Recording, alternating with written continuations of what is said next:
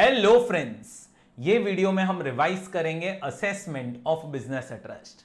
अब पहले तो बिजनेस ट्रस्ट क्या होता है वो अपन समझते हैं। तो बिजनेस ट्रस्ट जो है is similar to mutual fund companies. Mutual fund companies में क्या होता है, आप पैसा म्यूचुअल फंड कंपनीज को देते हो, वो लोग बदले में आपको यूनिट्स देते हैं और म्यूचुअल फंड कंपनी वही पैसा स्टॉक मार्केट में इन्वेस्ट करते हैं। बिजनेस ट्रस्ट में क्या होता है कि आप पैसा बिजनेस ट्रस्ट को देते हो, बिजनेस ट्रस्ट वापस से आपको यूनिट्स अलॉट करते हैं और बिजनेस ट्रस्ट यही पैसा इन्वेस्ट करते हैं इनटू रियल एस्टेट मार्केट या फिर infrastructure market. So real estate या इंफ्रास्ट्रक्चर के अंदर बिजनेस ट्रस्ट क्या करेंगे, पैसा इन्वेस्ट करेंगे। So real estate and infrastructure market जो है उसका mutual fund is like business trust. So आप पैसा बिजनेस ट्रस्ट को दो, बिजनेस ट्रस्ट जो है वो पैसा आगे इन्वेस्ट करेगा इनटू रियल एस्टेट और इनटू इंफ्रास्ट्रक्चर। अब दोस्तों, ये बिजनेस ट्रस्ट का कॉन्सेप्ट बनाया क्यों गया था? तो पहला रीजन बिजनेस ट्रस्ट का कॉन्सेप्ट बनाने का ये था कि आज लोग पैसा इन्वेस्ट करना चाहते हैं into real estate market, but वापस से क्या है, फंड्स जो है वो उनके पास लिमिटेड है। तो फंड्स लिमिटेड है तो उसमें कहने से वो लोग ज्यादा रियल एस्टेट में इन्वेस्ट नहीं कर पाएंगे। तो इसीलिए ये लोग पैसा बिजनेस ट्रस्ट को देते हैं और बिजनेस ट्रस्ट के पास फंड बहुत ज्यादा होता है क्योंकि काफी लोग वहां पे पैसा देंगे, तो वो लोग उनके बिहाफ पे पैसा बिजनेस ट्रस्ट जो है वो आगे रियल एस्टेट में इन्वेस्ट करेगा। सो आपका जो पोर्टफोलियो है वो डाइवर्सिफाई हो जाएगा, तो रिस्क थोड़ा सा कम हो जाता है। और दूसरा रीजन बिजनेस ट्रस्ट बनाने का यह है कि काफी सारी कंपनीज जो कंस्ट्रक्शन बिजनेस में एंगेज्ड है, काफी सारी कंपनीज जो कंस्ट्रक्शन बिजनेस में एंगेज्ड हैं, लोग हैं ना वो कंपनीज पे भरोसा नहीं कर रहे हैं। क्योंकि आजकल आप भी देखते रहोगे कि काफी सारे प्रोजेक्ट्स हैं जो स्टार्ट होते हैं लेकिन खत्म होने का टाइम ही नहीं ले रहे हैं। तो बिजनेस ये जो कंपनीज हैं उन पे इन्वेस्टर्स को भरोसा नहीं है। तो कंपनीज क्या करती है, कंपनीज बनाती है बिजनेस ट्रस्ट और वो बिजनेस ट्रस्ट को रजिस्टर करवाती है विद सेबी। अब एक बार सेबी के पास आपने रजिस्टर करवा लिया तो कहने से अब क्या हो जाएगा, अब वो बिजनेस ट्रस्ट के ऊपर लोगों को भरोसा आ जाएगा क्योंकि वो रजिस्टर्ड है विद सेबी। सो अब दो चीजें थी, नंबर वन, आपका जो पोर्टफोलियो है वो डाइवर्सिफाई हो सके, इसीलिए बिजनेस ट्रस्ट को आप पैसा दो, वो लोग रियल एस्टेट में इन्वेस्ट करेंगे क्योंकि आपके पास फंड्स कम है, आप डायरेक्टली इन्वेस्ट कर नहीं पा रहे हो इनटू रियल एस्टेट क्योंकि फंड्स कम है, तो आप बिजनेस ट्रस्ट को पैसा दो। और दूसरा रीजन कि कंपनीज जो है उन पे भरोसा नहीं कर रहे लोग, क्योंकि कंपनीज जो है उनके प्रोजेक्ट स्टार्ट हो रहे हैं लेकिन खत्म होने का नाम ही नहीं ले रहे। सो कंपनीज पे भरोसा नहीं है तो वो कंपनीज जो वो क्या कर रही है, वो बोल रही है कि नहीं हमारी कंपनी वैसी नहीं है, हमारी कंपनी एकदम प्रॉपर है, आप एक काम करो हमारी कंपनी में मत इन्वेस्ट करो, हम एक बिजनेस ट्रस्ट बना देते हैं और उसको रजिस्टर करवा देते हैं विद सेबी। तो सेबी के भी जितने भी रूल्स, जितनी भी कंडीशंस है वो ये ट्रस्ट को सेटिस्फाई करनी पड़ेगी और फिर लोग जो है वो ये ट्रस्ट के ऊपर भरोसा कर पाएंगे। अब दोस्तों यहां पे होता क्या है, तो इन्वेस्टर जो है वो पैसा इन्वेस्ट करता है इन बिजनेस ट्रस्ट। ये इन्वेस्टर पैसा क्या करता है, इन्वेस्ट करता है इन बिजनेस ट्रस्ट और ये बिजनेस ट्रस्ट जो है वो पैसा इन्वेस्ट करता है in a special purpose vehicle, SPV में इन्वेस्ट करता है एंड अदर और जगह पे भी पैसा इन्वेस्ट करता है। Now what is SPV?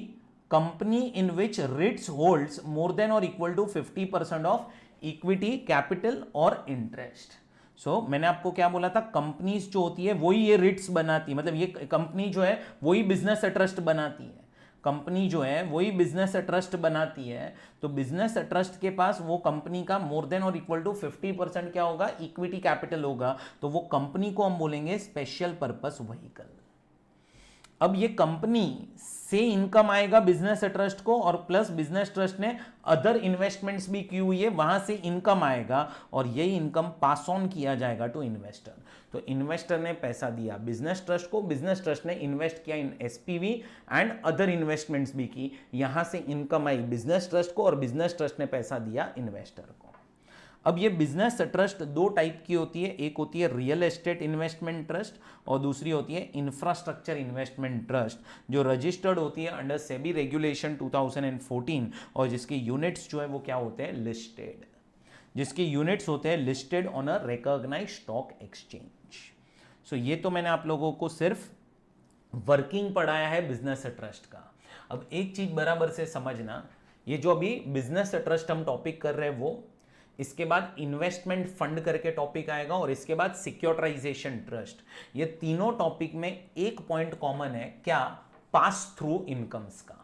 अब ये पास थ्रू इनकम्स का कॉन्सेप्ट क्या होता है? तो आप जैसे नॉर्मल किसी कंपनी में पैसा इन्वेस्ट करते हो और वो कंपनी अपने बिजनेस में पैसा इन्वेस्ट करती है। अब बिजनेस से कंपनी को इनकम आती है और कंपनी जब यही इनकम अपने शेयर होल्डर को देती है, हम उसको बोलते हैं डिविडेंड। अगर आप किसी म्यूचुअल फंड कंपनी को पैसा देते हो, बदले में वो लोग आपको यूनिट्स देते हैं, म्यूचुअल फंड कंपनी यही पैसा स्टॉक मार्केट में इन्वेस्ट करते हैं और म्यूचुअल फंड कंपनी को वहां से इनकम आएगी। म्यूचुअल फंड कंपनी जब यूनिट होल्डर्स को पैसा देगी, उसको भी हम बोलेंगे डिविडेंड। लेकिन बिजनेस ट्रस्ट, इन्वेस्टमेंट फंड और सिक्योरिटाइजेशन ट्रस्ट में ऐसा नहीं होता है। आप पैसा बिजनेस ट्रस्ट को दो, बिजनेस ट्रस्ट आगे पैसा इन्वेस्ट करेगी। अब बिजनेस ट्रस्ट को अगर इनकम आई, वो इंटरेस्ट है, तो बिजनेस ट्रस्ट जब आपको इनकम डिस्ट्रीब्यूट करेगी तो आपके हाथ में भी वो इंटरेस्ट मानी जाएगी। बिजनेस ट्रस्ट के हाथ में अगर जो इनकम आई वो डिविडेंड है, तो इन्वेस्टर के हाथ में भी वो डिविडेंड माना जाएगा। बिजनेस ट्रस्ट के हाथ में जो इनकम आई, अगर वो कैपिटल गेन्स है, तो इन्वेस्टर के हाथ में भी वो कैपिटल गेन माना जाएगा। पास थ्रू इनकम्स का कॉन्सेप्ट है business trust, investment fund and securitisation trust के केस में। अब फ्रेंड्स, यहां पे मैं आप लोगों को पूरा टैक्सेबिलिटी पढ़ाऊंगा। पहले अपन टैक्सेबिलिटी पढ़ेंगे रियल एस्टेट इन्वेस्टमेंट ट्रस्ट का और बाद में अपन टैक्सेबिलिटी पढ़ेंगे इंफ्रास्ट्रक्चर इन्वेस्टमेंट ट्रस्ट का। पहले रिट्स का टैक्सेबिलिटी, फिर इंफ्रास्ट्रक्चर इन्वेस्टमेंट ट्रस्ट का टैक्सेबिलिटी। यहां पे देखो, मस्त एक आप लोगों को चार्ट के थ्रू मैं एक्सप्लेन करने वाला हूं। बहुत ही सिंपल है एक्सप्लेनेशन, बहुत ही सिंपल एक्सप्लेनेशन है, ध्यान से समझो। देखो, पहले तो रिट्स के हाथ में क्या होगा, पहले मैं आपको रिट्स का टैक्सेबिलिटी पढ़ा रहा हूं। तो बिजनेस ट्रस्ट में पहला आ रहा है रिट्स, तो पहले रिट्स को इनकम आएगी यहां से और फिर यही इनकम इन्वेस्टर को जाएगी। ठीक है, रिट्स को यहां से इनकम आएगी और यहां पे जाएगी। तो पहला इनकम देखो रिट्स को कौन सा आ रहा है, इंटरेस्ट फ्रॉम एसपीवी। क्या आ रहा है पहला इनकम, क्या आ रहा है? Interest from SPV. एसपीवी से अगर इंटरेस्ट आ रहा है, इंटरेस्ट, तो ये इंटरेस्ट रिट्स के हाथ में एग्जेम्प्ट है अंडर 1023 FC और यही यूनिट होल्डर्स के हाथ में टैक्सेबल है। बहुत सिंपल है दोस्तों, एक के हाथ में एग्जेम्प्ट है, एक के हाथ में टैक्सेबल है, खत्म, उतना याद रखना है। सो इंटरेस्ट यहां पे एग्जेम्प्ट है और यहां पे टैक्सेबल है। रिट्स के हाथ में एग्जेम्प्ट है और यूनिट होल्डर्स के हाथ में टैक्सेबल है, बट इंटरेस्ट मिल किससे रहा है? From SPV. एसपीवी से ही इंटरेस्ट मिलना चाहिए, ध्यान से सुनना, एसपीवी से ही इंटरेस्ट मिलना चाहिए। एसपीवी से इंटरेस्ट मिला, रिट्स के हाथ में एग्जेम्प्ट, यूनिट होल्डर्स के हाथ में टैक्सेबल। अब रिट्स जब भी ये इनकम देगी यूनिट होल्डर्स को, रिट्स जब भी ये इनकम देगी यूनिट होल्डर्स को, रिट्स को टीडीएस काटना पड़ेगा at the rate of 5% under section 194 LBA। 194 LBA में टीडीएस काटना पड़ेगा 5%। कब? जब ये यूनिट होल्डर एनआर या फॉरेन कंपनी होगा। सो अगर यूनिट होल्डर एनआर या फॉरेन कंपनी है तो 5% टीडीएस आएगा अंडर 194 LBA, और अगर ये यूनिट होल्डर कोई अदर पर्सन है तो टीडीएस आएगा at the rate of 10% under 194 LBA। Other person है तो फिर 10%। और ये जो असेसी है यूनिट होल्डर, वो एनआर या फॉरेन कंपनी होगा तो उसको टैक्स लगेगा एट द रेट ऑफ 5%, और यही 5% जो टीडीएस कटा है उसका वो क्रेडिट ले लेगा। और अदर असेसी है तो उसको नॉर्मल रेट पे टैक्स लगेगा और इधर जो भी टीडीएस कटा है उसका वो क्रेडिट ले लेगा। सो प्रोविजन क्या है? रिट्स को इंटरेस्ट आई, रिट्स के हाथ में एग्जेम्प्ट, यूनिट होल्डर्स के हाथ में टैक्सेबल। रिट्स के हाथ में एग्जेम्प्ट, यूनिट होल्डर्स के हाथ में टैक्सेबल। और अब रिट्स को टीडीएस काटना पड़ेगा at the rate of 5% under 194 LBA and 10% under 194 LBA। 5 कब और 10 कब, तो वो डिपेंड करता है यूनिट होल्डर कौन है। एनआर या फॉरेन कंपनी है तो 5, अदर है तो 10। और जो यूनिट होल्डर है उसको टैक्स लगेगा, अगर वो एनआर या फॉरेन कंपनी है तो 5%, अदर्स है तो 10, अदर्स है तो नॉर्मल रेट, और जो टीडीएस कटा है उसका क्रेडिट ले लिया जाएगा। उसके बाद डिविडेंड आ रहा है फ्रॉम एसपीवी। एसपीवी से डिविडेंड आ रहा है, याद रखना, इंटरेस्ट भी एसपीवी से आ रही है, डिविडेंड भी एसपीवी से आ रहा है। सो एसपीवी से डिविडेंड आ रहा है, डिविडेंड फ्रॉम एसपीवी क्या हो जाएगा? ये डिविडेंड एग्जेम्प्ट अंडर 1023 FC, वापस से एग्जेम्प्ट। किसके हाथ में एग्जम्प्ट है? रिट्स के हाथ में एग्जम्प्ट है, लेकिन एक कंडीशन है, क्या? SPV opted for 115 BAA। सो ये एग्जम्प्ट है, यहां पे एग्जम्प्ट है और यहां पे टैक्सेबल हो जाएगा अगर एसपीवी 115 BAA ऑप्ट कर रहा है तो। मतलब ये देखो, ये जो स्पेशल पर्पस व्हीकल है, अगर इसने 115 BAA ऑप्ट किया, BAA ऑप्ट किया मतलब इंडियन कंपनीज को कंसेशनल रेट ऑफ टैक्स लगता है अंडर 115 BAA। तो ये स्पेशल पर्पस व्हीकल ने 115 BAA ऑप्ट किया है, तो जब ये स्पेशल पर्पस व्हीकल से यहां पे डिविडेंड आएगा, डिविडेंड, तो ये डिविडेंड एग्जम्प्ट हो जाएगा और यहां पे जब वो डिविडेंड जाएगा तो वो टैक्सेबल हो जाएगा, तो वो टैक्सेबल हो जाएगा, एग्जम्प्ट एंड टैक्सेबल। और टीडीएस क्या आएगा? तो अगर यूनिट होल्डर एनआर या फॉरेन कंपनी है तो 10%, अगर यूनिट होल्डर अदर है तो भी 10%।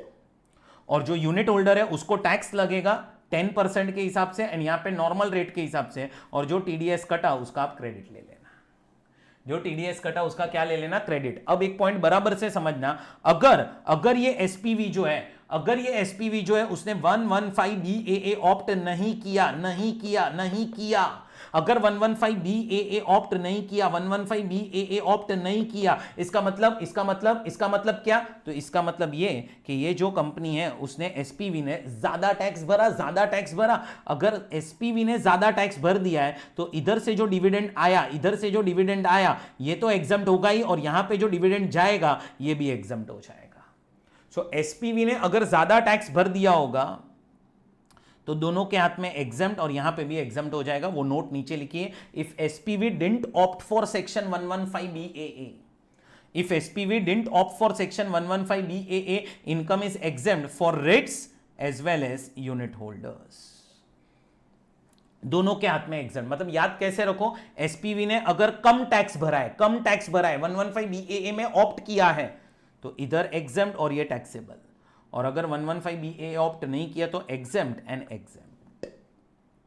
उसके बाद नेक्स्ट क्या आ रहा है? Rent from properties owned by REITs. REITs के पास जो प्रॉपर्टीज है उससे अगर रेंट आ रहा है वापस से रिट्स के हाथ में एग्जम्प्ट, यूनिट होल्डर्स के हाथ में टैक्सेबल। रिट्स के हाथ में एग्जम्प्ट, यूनिट होल्डर्स के हाथ में टैक्सेबल।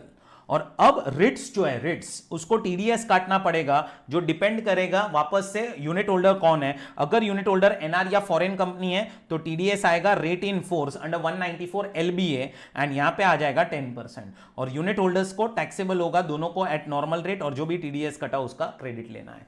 3 इनकम्स हमने पढ़ी, interest from SPV, dividend from SPV and rent from properties held by REITs. Rent from properties held by REITs, ये 3 जो है, 3 इनकम्स जो है, exempt exempt exempt, taxable taxable taxable, exempt exempt exempt, taxable taxable taxable, और other incomes जो होगी वो यहां पे टैक्सेबल हो जाएगी, मतलब रिट्स को टैक्सेबल हो जाएगी और यूनिट होल्डर्स के हाथ में एग्जम्प्ट होगी। अब क्वेश्चन आता है रिट्स को कैसे टैक्स लगेगा? तो 112 एंड 111A वाली इनकम छोड़ दो, 112 एंड 111A वाली इनकम छोड़ दो। ये 2 इनकम छोड़ने के बाद बाकी जितनी भी इनकम्स है उस पे लगेगा MMR, मैक्सिमम मार्जिनल रेट।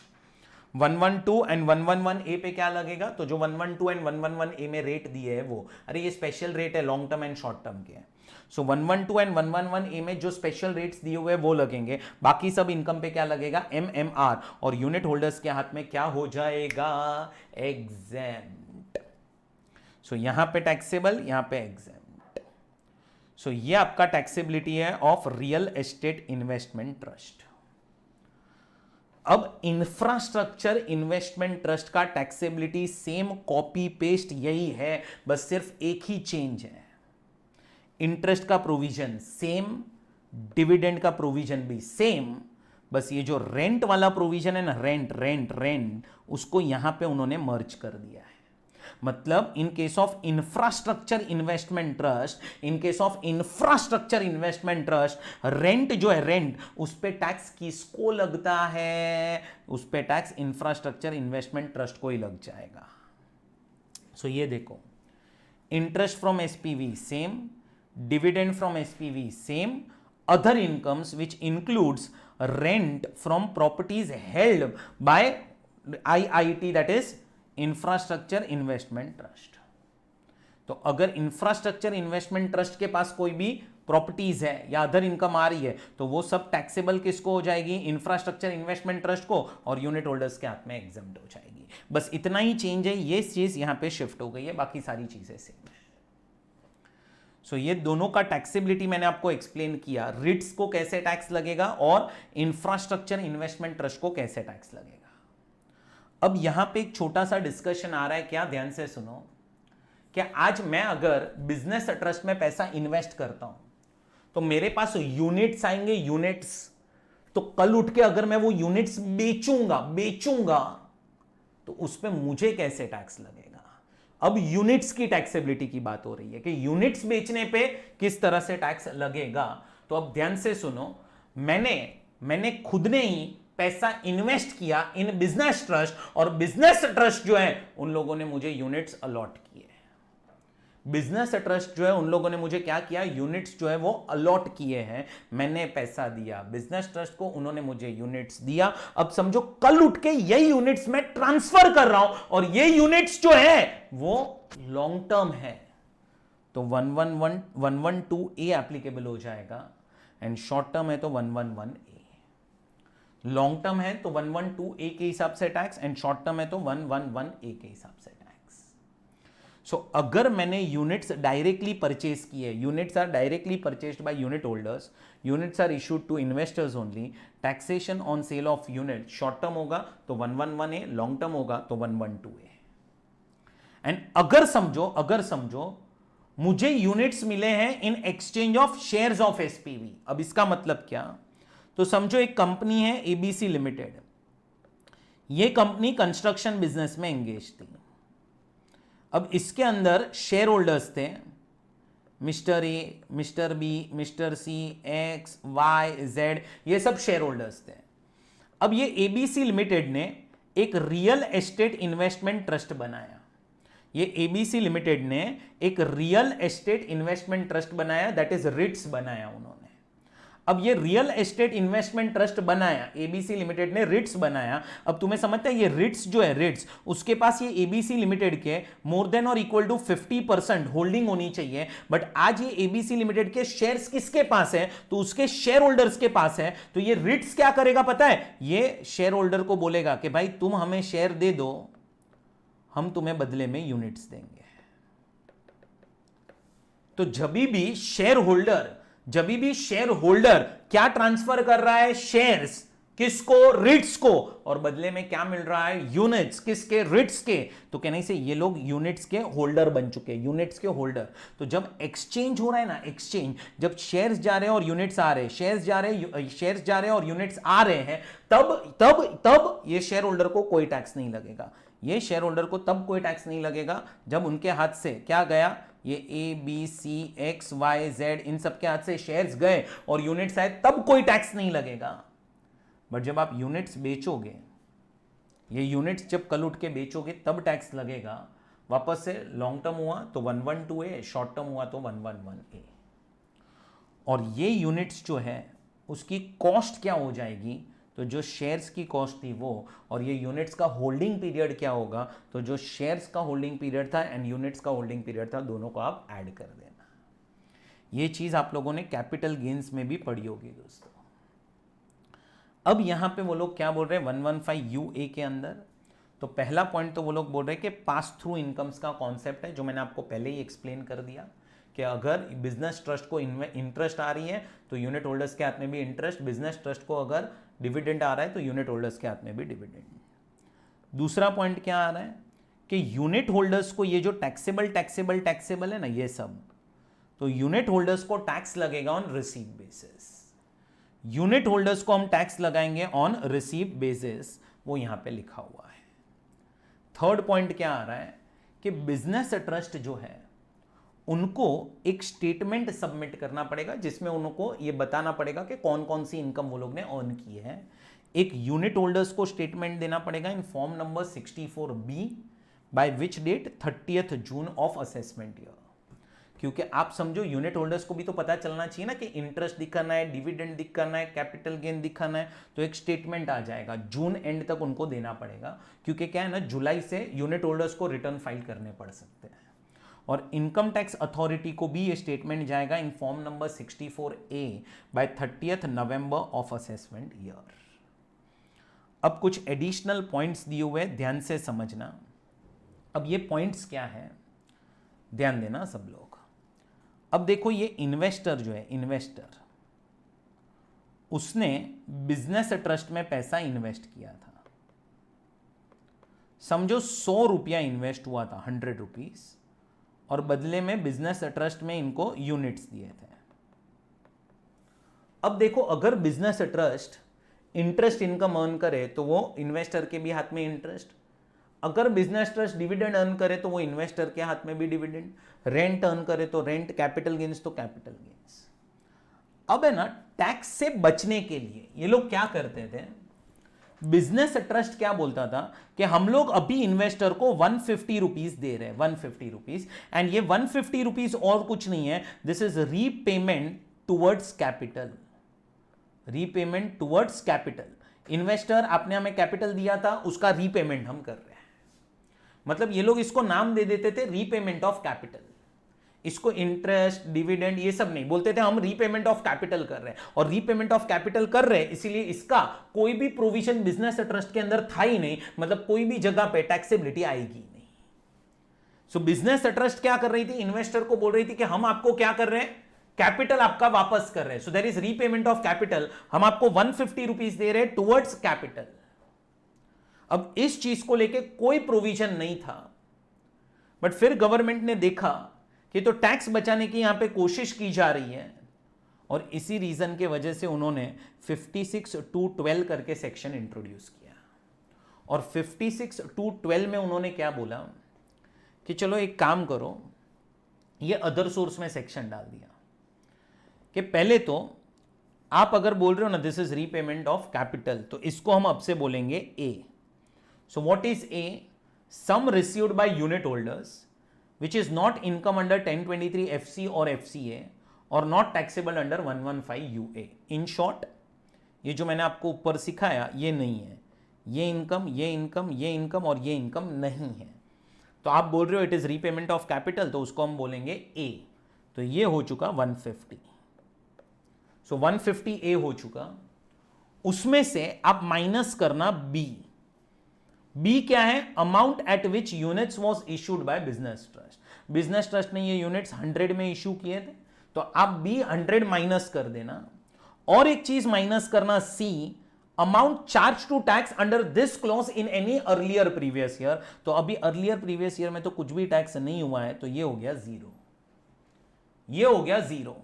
तो अभी तुम्हें ए माइनस बी माइनस सी 50 रुपीज जो एक्स्ट्रा मिला है, 50 रुपीज जो एक्स्ट्रा मिला है, उसको हम अदर सोर्स में क्या कर देंगे, टैक्स कर देंगे, और ये तुम्हें अदर सोर्स में 50 रुपए पे टैक्स भर देना है। अब तुम ए माइनस बी माइनस सी करोगे और आंसर अगर नेगेटिव आया तो उसको इग्नोर करना है। क्या करना है, उसको इग्नोर। सो आप ए माइनस बी माइनस सी करो, अगर कुछ अमाउंट बचा that is 50 rupees in my example, वो टैक्सेबल हो जाएगा अंडर अदर सोर्सेस। सो ये रीपेमेंट ऑफ कैपिटल को लेके उन्होंने ये प्रोविजन डाल दिया।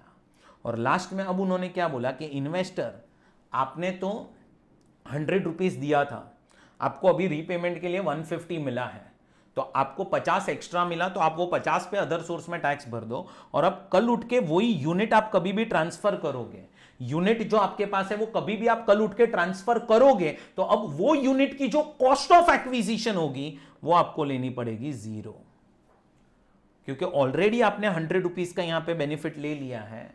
तो वो यूनिट की जो कॉस्ट ऑफ एक्विजिशन होगी वो कितनी हो जाएगी दोस्तों, 0। सो ये आपका बिजनेस ट्रस्ट करके टॉपिक है। बिजनेस ट्रस्ट में आपका पास थ्रू इनकम्स का कॉन्सेप्ट आता है। और ध्यान में रखना, नेक्स्ट जो 2 टॉपिक आप पढ़ोगे, investment fund and securitisation trust, वहां पे भी आपका पास थ्रू इनकम्स का कॉन्सेप्ट आएगा। सो यहां पे आप लोगों का बिजनेस ट्रस्ट टॉपिक कंप्लीट होता है फ्रेंड्स। रिवाइज करवाऊंगा असेसमेंट ऑफ इन्वेस्टमेंट फंड। दोस्तों थोड़ा सा याद करो, इन्वेस्टमेंट फंड जो है इसको हम ऑल्टरनेटिव इन्वेस्टमेंट फंड भी बोलते हैं।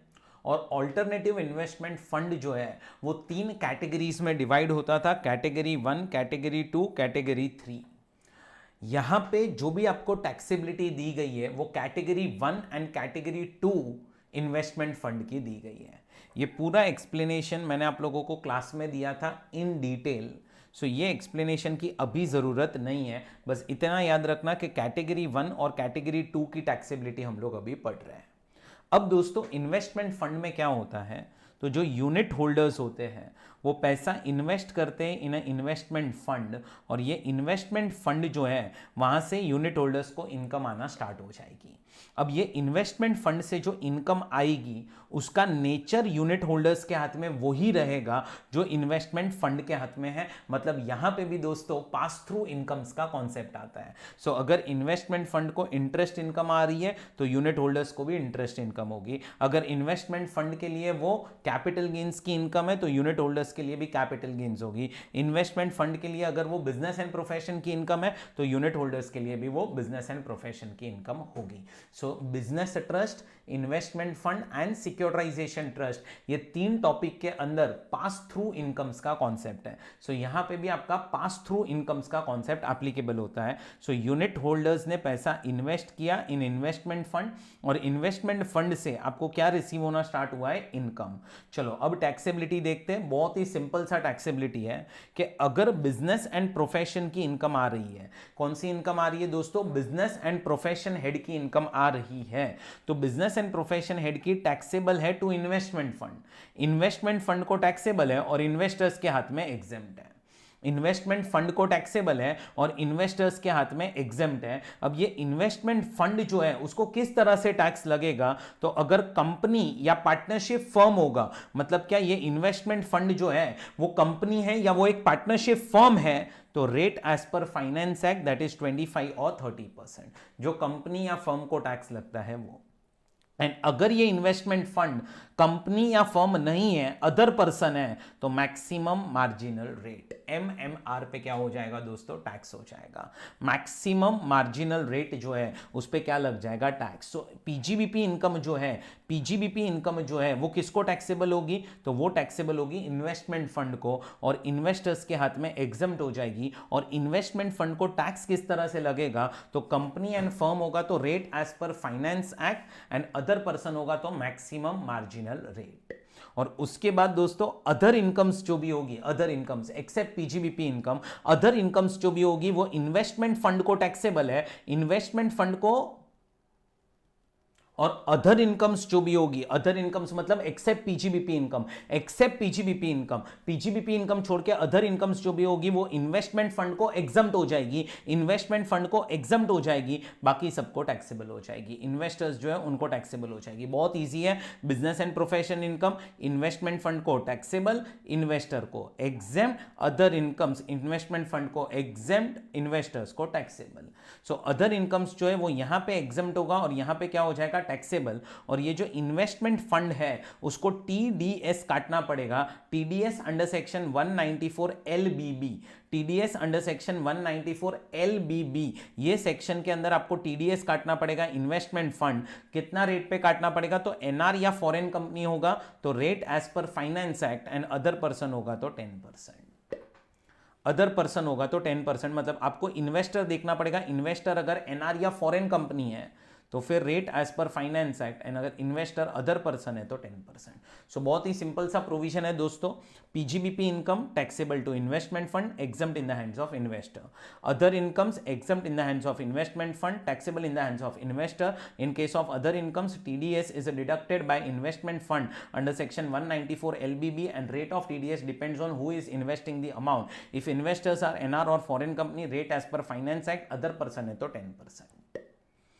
अब दोस्तों यहां पे भी पास थ्रू इनकम्स का कॉन्सेप्ट है जो मैंने आप लोगों को पहले ही एक्सप्लेन कर दिया है।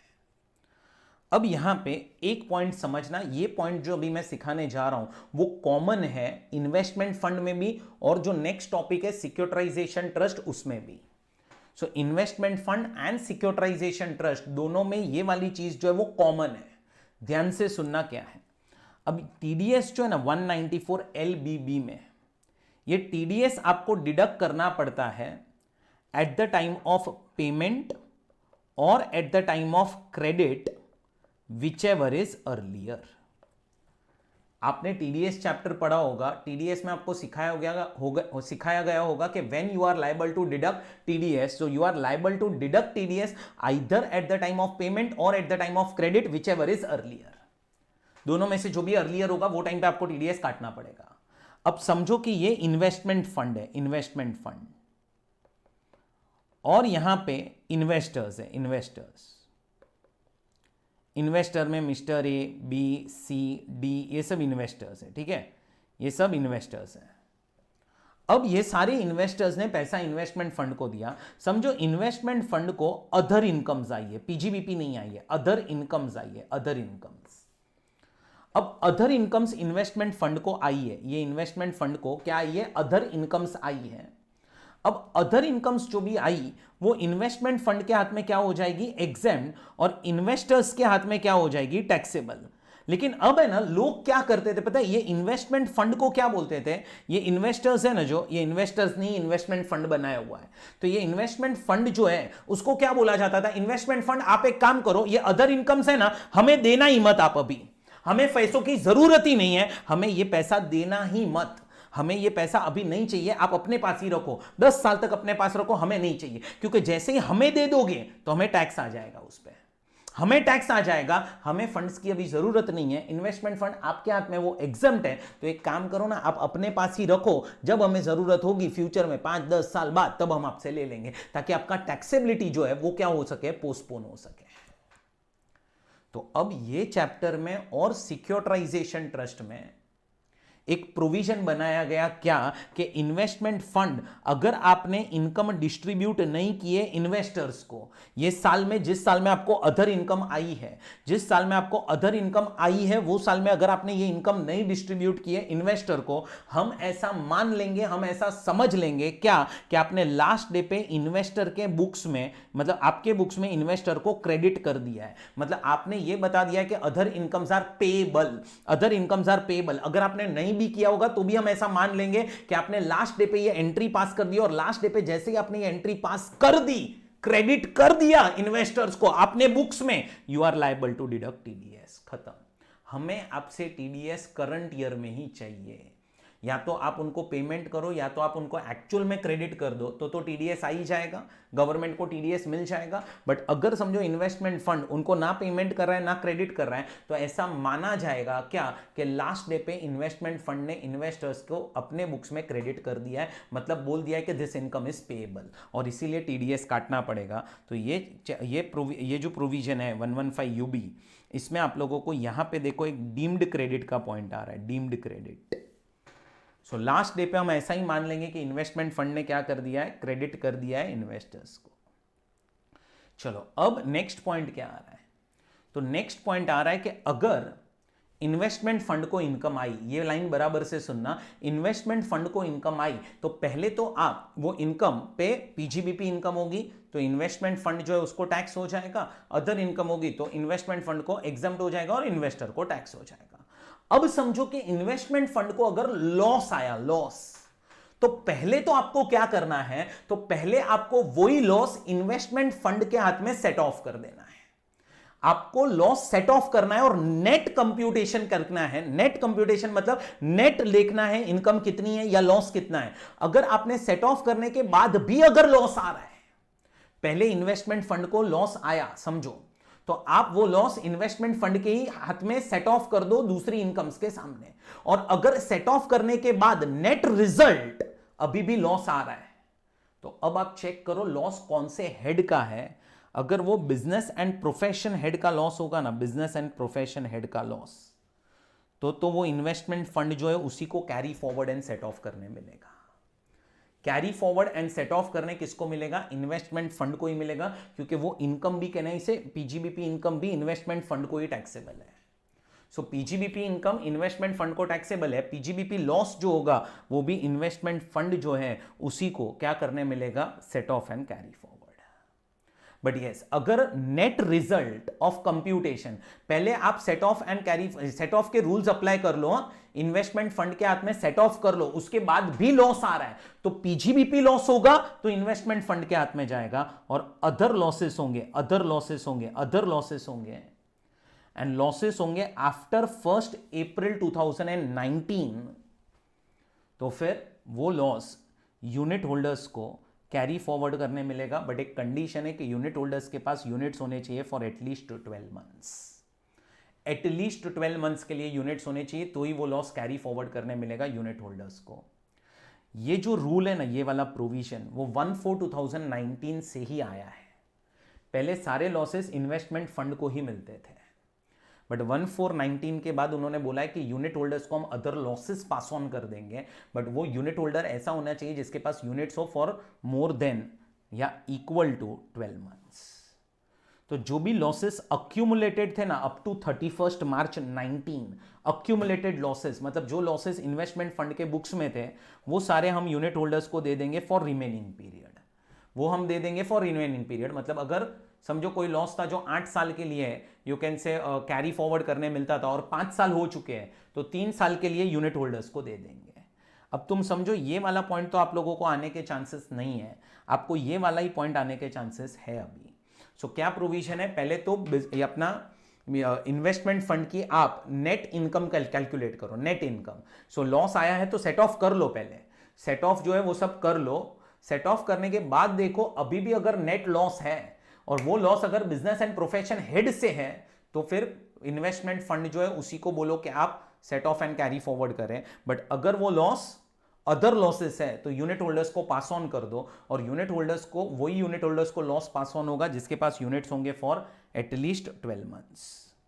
इन्वेस्टमेंट फंड जो है उसको स्टेटमेंट देना पड़ेगा यूनिट होल्डर्स को इन फॉर्म 64C बाय 30th June of assessment year, and income tax authority को इन फॉर्म 64D बाय 15th June of assessment year. And last में एक रिटर्न फाइल करना पड़ेगा इन्वेस्टमेंट फंड को। रिटर्न फाइलिंग जो है वो यहाँ पे कंपलसरी है। सो ये आपका और एक छोटा सा टॉपिक जो है वो कंप्लीट होता है दोस्तों। ये वीडियो में हम रिवाइज करेंगे असेसमेंट ऑफ सिक्योरिटाइजेशन ट्रस्ट। दोस्तों अब सिक्योरिटाइजेशन ट्रस्ट जो है वो क्या होती है पहले वो समझते हैं। Now let us take one example कि एक्सिस बैंक जो है, आज वो बैंक ने समझो 10,000 करोड़ का लोन दिया है डिफरेंट पर्संस को। अब ये एक्सिस बैंक जो है उनके पास भी फंड्स जो है वो खत्म हो गए, तो अब एक्सिस बैंक को पैसा कहां से आएगा? तो दोस्तों सिक्योरिटाइजेशन ट्रस्ट जो है वो क्या होती है, वो बैंक्स ने जो भी लोन्स दी है ना, वो लोन्स को ये सिक्योरिटाइजेशन ट्रस्ट परचेस कर लेती है। सो आज एक समझो सिक्योरिटाइजेशन ट्रस्ट है, वो जाएगा बैंक के पास, बैंक को बोलेगा आपने 10,000 करोड़ का लोन दिया है अलग अलग पर्सन को, हम आपको इतना पैसा दे रहे हैं, आप हमें ये लोन दे दीजिए, हम उनसे बाद में पैसा रिकवर करेंगे। सो सिक्योरिटाइजेशन ट्रस्ट का काम क्या है? बैंक से लोन्स खरीद लेना। बट अब तुम समझो ये सिक्योरिटाइजेशन ट्रस्ट जो है उसके पास भी फंड्स होने चाहिए ये लोन खरीदने के लिए। तो ये सिक्योरिटाइजेशन ट्रस्ट को पैसा कौन देता है? तो उसके अंदर होते हैं इन्वेस्टर्स। समझो 4 लोग हैं, mister A, mister B, mister C, mister D, बहुत पैसे वाले लोग हैं वो लोग। वो सब ने 5-5 हजार करोड़ ये ट्रस्ट को दिया है, 5,000 करोड़ ईच। तो ये ट्रस्ट के पास 20,000 करोड़ हो गए। अब ये 20,000 करोड़ से ट्रस्ट क्या करेगा? तो ट्रस्ट जो है वो बैंक्स के पास जाके उनकी लोन्स जो है वो परचेज कर लेगा। सो दोस्तों हमें ये चैप्टर में सिक्योरिटाइजेशन ट्रस्ट के प्रोविजन से डिस्कस करने हैं, प्लस जो उसके इन्वेस्टर्स होंगे उसके भी प्रोविजंस हमें डिस्कस करने हैं। बहुत ही सिंपल सा एक्सप्लेनेशन है, ध्यान से सुनना। जो भी इनकम आएगी from an activity of securitisation, securitisation करने की वजह से जो भी इनकम आएगी, किसको आएगी? सिक्योरिटाइजेशन ट्रस्ट को अगर कोई भी इनकम आई, वो सारी की सारी इनकम क्या है दोस्तों? एग्जम्प्ट है अंडर सेक्शन 1023DA। 1023DA के अंदर सारी की सारी इनकम क्या हो जाएगी? एग्जम्प्ट। और ये जो यूनिट होल्डर्स होंगे दैट इज इन्वेस्टर, इन्वेस्टर को मैंने यहां पे लिखा है यूनिट होल्डर्स। तो जो यूनिट होल्डर्स होंगे ना, उनको ये सारी की सारी इनकम क्या हो जाएगी? टैक्सेबल। सो ट्रस्ट के हाथ में income is exempt, unit holders और इन्वेस्टर्स के हाथ में इनकम इज टैक्सेबल। अब दोस्तों यहां पे भी आपका पास थ्रू इनकम्स का कॉन्सेप्ट आता है। मतलब ट्रस्ट ने जो भी इनकम यूनिट होल्डर्स को दी, ट्रस्ट ने जो भी इनकम यूनिट होल्डर्स को दी उसका नेचर क्या होगा, तो वही नेचर होगा जो सिक्योरिटाइजेशन ट्रस्ट के हाथ में है। तो जो nature of income securitisation trust के हाथ में होगी वही nature of income unit holders के हाथ में होगी। यहां पे भी क्या आएगा, पास थ्रू इनकम्स का कॉन्सेप्ट आएगा। सो ट्रस्ट को जो भी इनकम आई वो एग्जम्प्ट हो गई, यूनिट होल्डर्स को क्या हो जाएगा, टैक्सेबल। अब ये ट्रस्ट जो है, ट्रस्ट वो यूनिट होल्डर्स को जब ये इनकम देगा तो ये ट्रस्ट को क्या करना पड़ेगा, टीडीएस काटना पड़ेगा अंडर सेक्शन 194 LBC। 194 LBC के अंदर क्या काटना पड़ेगा, टीडीएस जो है वो काटना पड़ेगा। और अब टीडीएस कितना काटना पड़ेगा, तो आपको ये चेक करना है कि यूनिट होल्डर्स कौन है या इन्वेस्टर्स कौन है। अगर इन्वेस्टर्स रेसिडेंट इंडिविजुअल या HUF है, ये इन्वेस्टर जो है वो रेसिडेंट इंडिविजुअल या HUF है तो 25% टीडीएस, अदर रेसिडेंट पेई है तो 30% टीडीएस, एंड नॉन रेसिडेंट या फॉरेन कंपनी है तो रेट इन फोर्स। सो ये रेट पे आपको टीडीएस जो है वो क्या करने पड़ेंगे, काटने पड़ेंगे अंडर 194 LBC। अब दोस्तों टीडीएस कब काटना है, at the time of payment और at the time of credit, whichever is earlier. अच्छा, अब एक सेक्शन आ रहा है 115 TCA, इसमें क्या दिया है, तो फर्स्ट पॉइंट देखो, इनकम अक्रूइंग और अराइजिंग टू और received by investor from securitisation trust shall be taxable in the hands of investor in the same manner and to the same extent as if the investor has made investment directly in the underlying asset and not through the trust। so यहां से क्या पता चल रहा है, वही पास through incomes का concept है। फिर next, income in the hands of investor shall be of same nature and in same proportion as it has been accrued or received by a securitization trust। Third point क्या है, बराबर से समझो, the income accruing or arising or received by the securitization trust during a previous year, if not paid or credited to unit holders, shall be deemed to have been credited to his account on the last day of previous year। मतलब क्या, securitisation trust को जो भी income आई हम ऐसा मान लेंगे क्या कि ये सिक्योरिटाइजेशन ट्रस्ट जो है ना वो लास्ट डे पे ये इनकम यूनिट होल्डर्स जो है उनके बुक्स में क्रेडिट कर चुकी है। मतलब ये सिक्योरिटाइजेशन ट्रस्ट ने अपने बुक्स में बता दिया है कि इनकम इज पेएबल। भले ही अगर समझो सिक्योरिटाइजेशन ट्रस्ट ने ये इनकम डिस्ट्रीब्यूट नहीं की है तो भी हम ऐसा समझ लेंगे क्या कि सिक्योरिटाइजेशन ट्रस्ट ने यूनिट होल्डर्स को अपने बुक्स में क्रेडिट कर दिया है। क्रेडिट मतलब बोल दिया है कि this income is payable, this income is payable, ऐसा एंट्री पास कर दिया है ताकि टीडीएस जो है ना, टीडीएस वो सिक्योरिटाइजेशन ट्रस्ट को डिडक्ट करना ही पड़े। इन शॉर्ट यहां पे ये लोग ये लाइन डाल के क्या बोलना चाहते हैं कि सिक्योरिटाइजेशन ट्रस्ट की जो भी इनकम आई, अब वो ट्रस्ट ने समझो यूनिट होल्डर्स को डिस्ट्रीब्यूट नहीं भी की ना तो भी हम ऐसा ही समझ लेंगे कि सिक्योरिटाइजेशन ट्रस्ट ने वो यूनिट होल्डर्स को दे दिया और उस पर टीडीएस काटना ही पड़ेगा। और टीडीएस काटना पड़ेगा इसका मतलब यूनिट होल्डर्स को वही साल में उसको एज ए इनकम भी दिखानी पड़ेगी। वही साल में, जिस साल में इनकम आई वही साल में इधर इनकम दिखानी पड़ेगी यूनिट होल्डर्स को। सो ये डीम्ड क्रेडिट है ऑन लास्ट डे।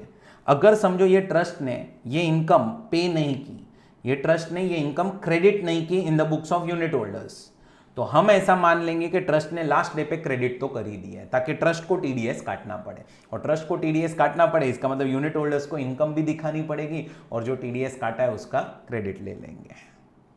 अब ये सिक्योरिटाइजेशन ट्रस्ट जो है उसको अगर 2 या 3 इनकम्स आ रही है तो यूनिट होल्डर्स के हाथ में भी वो 2 या 3 इनकम्स ही मानी जाएगी। तो हमें कैसे पता चलेगा, तो उसके लिए स्टेटमेंट्स हैं। तो सिक्योरिटाइजेशन ट्रस्ट को एक स्टेटमेंट फर्निश करना पड़ेगा in form number 64F to unit holders. कब तक, 30 जून तक। एंड इनकम टैक्स अथॉरिटी को एक स्टेटमेंट जाएगा इन फॉर्म नंबर 64E 30 नवंबर तक। Where the income has been taxable in the hands of investor in the year of accrual, then the same shall not be taxable in the year in which it is received। समझो कि trust ने ये साल में income distribute नहीं की, but हम तो ऐसा ही मान रहे हैं क्या कि इनकम लास्ट डे पे क्रेडिट हो चुकी है in the books of securitisation trust, कि हमने यूनिट होल्डर्स को क्रेडिट कर दिया है कि this income is now payable. तो अब सिक्योरिटाइजेशन ट्रस्ट ने जैसे ही क्रेडिट कर दिया, उन्होंने टीडीएस काट लिया और यूनिट होल्डर ने अक्रूवल बेसिस पे टैक्स भर दिया। तो जब ये इनकम यूनिट होल्डर्स को कल उठ के रिसीव होगी तब वापस से टैक्स थोड़ी भरेंगे, ऑलरेडी अक्रूवल बेसिस पे हमने टैक्स भर दिया है। ये आपका और एक चैप्टर खत्म हो चुका, सिक्योरिटाइजेशन ट्रस्ट। हेलो फ्रेंड्स, ये वीडियो में हम रिवाइज करेंगे असेसमेंट ऑफ इलेक्टोरल ट्रस्ट। बहुत ही छोटा सा चैप्टर है, ध्यान से सुनना। दोस्तों, इलेक्टोरल ट्रस्ट क्या होता है तो ध्यान देना। अगर समझो एक पर्सन है, वो पॉलिटिकल पार्टी को डोनेशन दे रहा है, डोनेशन, तो होता क्या है कि ये पर्सन जो है उसका नाम कहने से ये पॉलिटिकल पार्टी के साथ जुड़ जाता है। अब समझो कि ये पॉलिटिकल पार्टी के साइड से कुछ भी गलत हुआ तो कहने से डायरेक्टली इंपैक्ट जो है कहने से वो ये पर्सन पे आएगा जिसने डोनेशन दिया है। तो अब है ना, लोगों को ये नहीं चाहिए कि उनका नाम किसी पॉलिटिकल पार्टी के साथ जुड़े, तो इसीलिए लोग क्या करते हैं, अब डोनेशन देते हैं टू एन इलेक्टोरल ट्रस्ट, और इलेक्टोरल ट्रस्ट जो है वही पैसा आगे पॉलिटिकल पार्टी को फॉरवर्ड करती है। सो इट इज लाइक कि आप डोनेशन डायरेक्टली पॉलिटिकल पार्टी को भी दे सकते हो, या फिर आप डोनेशन इलेक्टोरल ट्रस्ट को दो और इलेक्टोरल ट्रस्ट वही पैसा पॉलिटिकल पार्टी जो है उसको फॉरवर्ड कर देगी। तो इसमें क्या होगा, ये पर्सन का नाम किसी भी पॉलिटिकल पार्टी के साथ जुड़ेगा नहीं। अब जो इलेक्टोरल ट्रस्ट होता है उसको हम एग्जम्पशन देते हैं अंडर सेक्शन 13B। तो क्या क्या इनकम एग्जम्प्ट है और क्या क्या कंडीशन सेटिस्फाई करनी पड़ेगी वो हम लोग रिवाइज करते हैं। सो अब section number 13B, exemption to electoral trust. अब इलेक्टोरल ट्रस्ट को जितना भी डोनेशन मिला, जितना भी कंट्रीब्यूशन रिसीव हुआ, सारा का सारा एग्जम्प्ट है, सारा का सारा एग्जम्प्ट है अंडर सेक्शन 13B। यस दोस्तों, voluntary contributions received by electoral trust पूरा का पूरा एग्जम्प्ट है। अब ये इलेक्टोरल ट्रस्ट को जो भी कॉन्ट्रीब्यूशंस आए सारी एग्जम्प्ट, बट उसके लिए दो कंडीशन सेटिस्फाई करनी पड़ेगी। देखो, any voluntary contribution received by electoral trust shall be treated as income under 224 but shall be exempt under 13B if following conditions are satisfied. Condition number 1, trust distributes to a registered political party during the year 95% of the aggregate donations received by it during the year, along with the surplus, if any, brought forward from any earlier previous year. So आपको जितना भी donation current year में मिला plus last year जो भी आपका surplus बचा था वो दोनों को ऐड कर दो। करंट ईयर के डोनेशंस एंड लास्ट ईयर का सरप्लस जो भी बचा था उसको ऐड कर दो, और उसका आप 95% लेना, और 95% आपको ट्रस्ट, ये पॉलिटिकल पार्टीज जो है उनको डोनेट करना पड़ेगा। सो ट्रस्ट डिस्ट्रीब्यूट्स, ये ट्रस्ट को डिस्ट्रीब्यूट करना पड़ेगा to a registered political party, कितना, 95% of aggregate donations received during the year along with surplus if any brought forward from any earlier previous year. And next, trust should function in accordance with the rules made by central government. So ये दो condition अगर क्या हो जाएगी, satisfy हो जाएगी, तो जितना भी वॉलेंटरी कंट्रीब्यूशन मिलेगा किसको, इलेक्टोरल ट्रस्ट को, वो सारा का सारा एग्जेम्प्ट। अब दोस्तों कुछ अदर पॉइंट्स हैं। पहला अदर पॉइंट देखो, जो एग्जम्पशन आपको मिलता है वो मिलता है सिर्फ कहां से, वॉलेंटरी कंट्रीब्यूशन से एग्जम्पशन मिलता है। वही इनकम एग्जम्प्ट है, अदर इनकम्स जो भी होगी वो टैक्सेबल हो जाएगी। जैसे ये वॉलेंटरी कंट्रीब्यूशन बैंक में आया और बैंक से क्या मिलना स्टार्ट हुआ दोस्तों, इंटरेस्ट, तो वो इंटरेस्ट जो है वो टैक्सेबल हो जाएगी। फिर सेकेंड पॉइंट में, इलेक्टोरल ट्रस्ट जो है में रिसीव वॉलेंटरी कॉन्ट्रीब्यूशंस फ्रॉम, किससे डोनेशंस वो लोग रिसीव कर सकते हैं और किस किस से डोनेशन वो लोग एक्सेप्ट नहीं कर सकते, उसका आपको लिस्ट दिया है। सो इलेक्टोरल ट्रस्ट में receive voluntary contributions from an individual who is citizen of India, a company which is registered in India, a firm, HUF और AOPBOI resident in India. Electoral trust shall not accept contributions from individual who are non-resident, any foreign entity, electoral trust, दूसरी electoral trust से, government company या कहीं से भी outside India से, any foreign source। सो ये आपका सेकेंड पॉइंट हो चुका। नेक्स्ट जो पॉइंट है ये एक्चुअली थर्ड पॉइंट है। क्या दिया है इसमें, contribution is received only by way of account payee cheque, account payee demand draft और ECS और बाय प्रिस्क्राइब मोड्स। मतलब कंट्रीब्यूशन इनको मिलना ही चाहिए by prescribe modes. Next point, electoral trust में for the purpose of managing its affairs spend up to 5% of total contribution received in a year subject to the aggregate limit of 5 lakh in first year of incorporation and 3 lakhs in subsequent years. So जितना भी donation मिला उसका आप कितना ले लेना, 5% ले लेना, क्योंकि ट्रस्ट बनाया है तो वो ट्रस्ट में कुछ लोगों को भी अभी रखेंगे तो उसको मैनेज करने के लिए भी खर्चा होगा सबको। तो जितना भी डोनेशन मिला उसका आप 5% ले लो, उतना ट्रस्ट एक्सपेंस कर सकता है, बट ये जो 5% आया that will be subject to one limit. First year में 5 लाख मैक्सिमम खर्चा चलेगा और सेकेंड ईयर से 3 लाख हो जाएगा। सो आपको 5% को कंपेयर करना पड़ेगा 5 लाख एंड 3 लाख के साथ। 5% को फर्स्ट ईयर में 5 लाख के साथ कंपेयर करो और सेकेंड ईयर से 5% को कंपेयर करना with 3 lakh. And last, trust gets its books of accounts audited by a CA in form number 10BC and has furnished the same along with its return of income on or before the due date. So ये सारे points हैं electoral trust को लेके। बहुत ही छोटा सा और बहुत ही सिंपल सा चैप्टर है दोस्तों। ये वीडियो में हम रिवाइज करेंगे असेसमेंट ऑफ पॉलिटिकल पार्टी। बहुत ही छोटा सा और बहुत ही इजी सा चैप्टर है। आपके मॉड्यूल में एक क्वेश्चन इसके ऊपर दिया गया है, वो देख लेना ये वीडियो के बाद। ध्यान से सुनो। अब दोस्तों पॉलिटिकल पार्टी जो है उनको जो भी इनकम आती है ना, इनकम, उस पे उनको एग्जम्पशन मिलता है under section 13A। So section 13A है ऑफ इनकम टैक्स एक्ट, जहां पे पॉलिटिकल पार्टी को जो भी इनकम आती है ना उस पे उनको एग्जम्पशन मिलता है। अब कौन कौन सी इनकम एग्जम्प्ट है, और एग्जम्पशन आपको मिलता है on the basis of satisfaction of certain conditions. तो वो कंडीशंस क्या क्या है वो हम लोगों को डिस्कस करना है। सो ध्यान से समझो। पहला जो आपका हेड है वो है सैलरी। तुम समझो सैलरी इनकम जो है वो पॉलिटिकल पार्टी को आ ही नहीं सकता। दूसरा हेड जो है वो है हाउस प्रॉपर्टी। हाउस प्रॉपर्टी की इनकम एग्जम्प्ट है। तीसरा जो हेड है business and profession. Business and profession head की इनकम दोस्तों टैक्सेबल है। कैपिटल गेन्स फोर्थ हेड है, वो भी एग्जेम्प्ट, एंड अदर सोर्स की जो इनकम है वो भी exempt. So in short political party को सिर्फ एक ही इनकम टैक्सेबल है, कौन सी? बिजनेस एंड प्रोफेशन हेड की।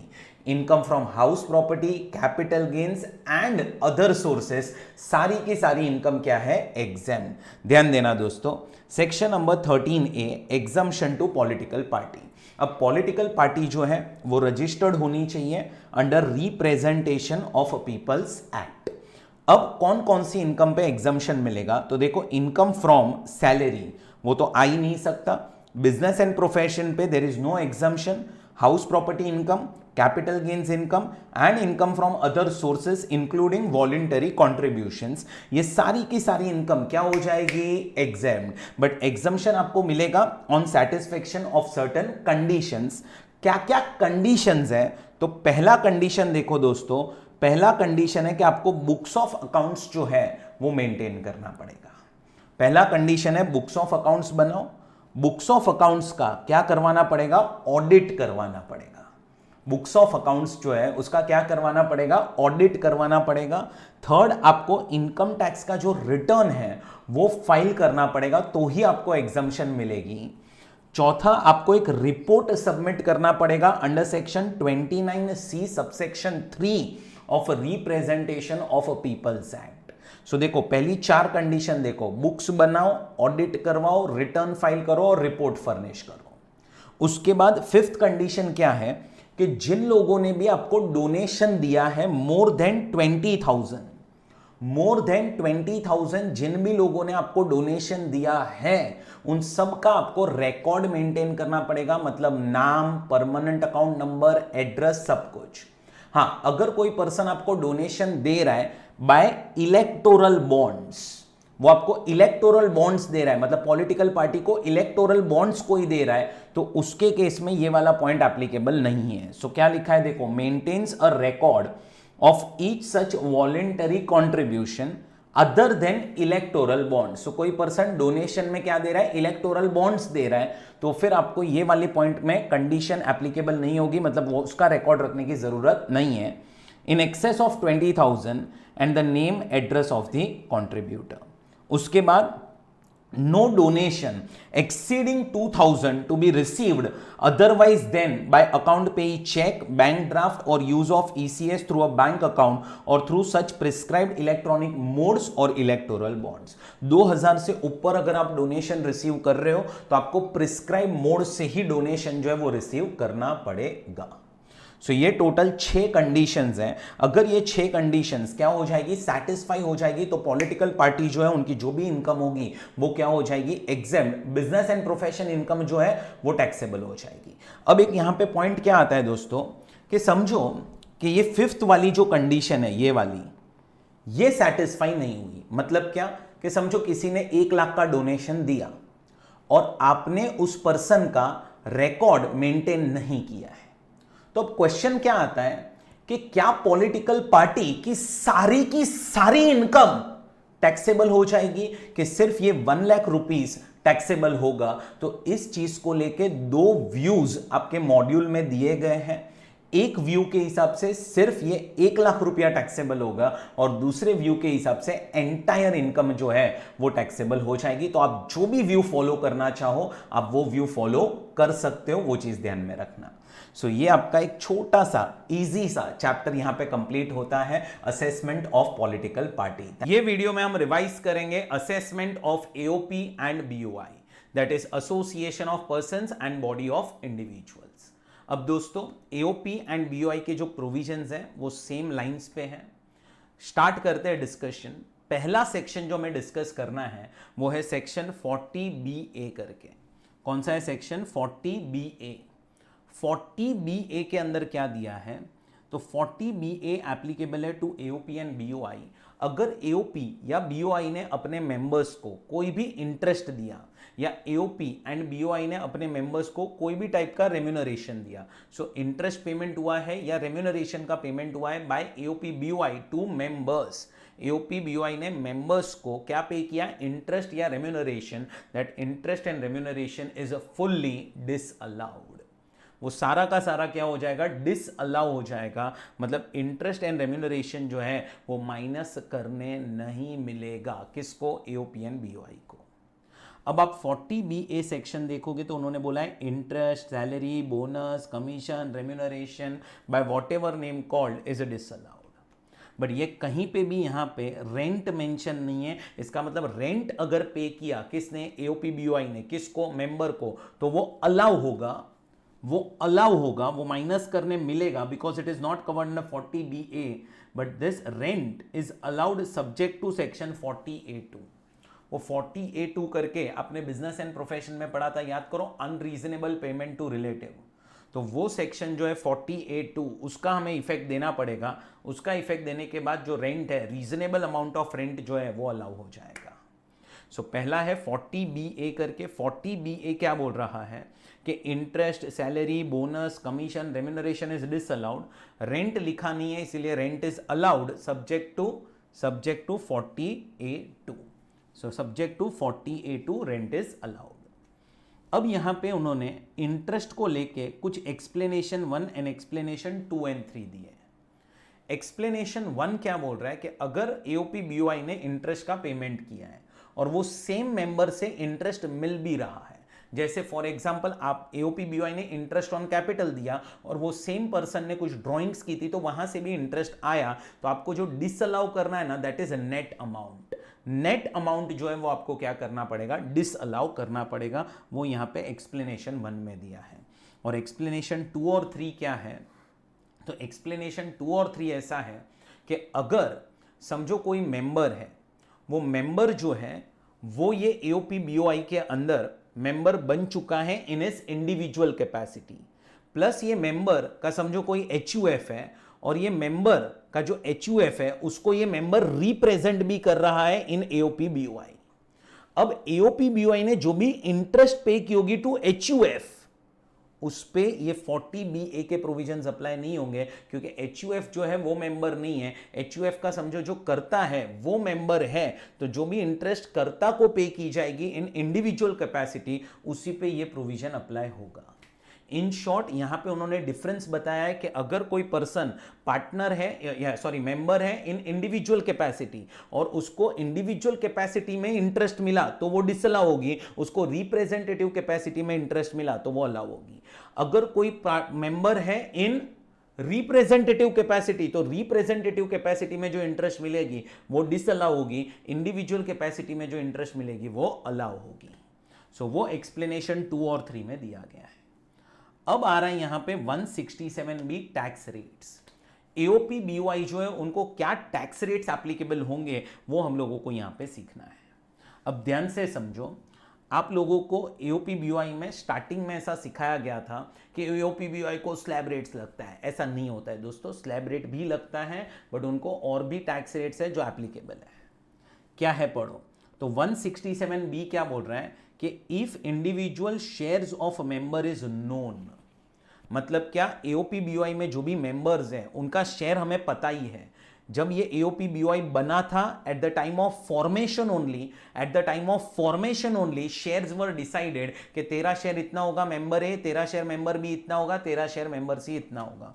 सो अगर फॉर्मेशन के वक्त ही शेयर डिसाइड कर दिया था, इफ शेयर्स आर नोन, तो अब आपको क्या देखना है, no member has total income excluding his share from AOP BOI exceeding basic exemption limit.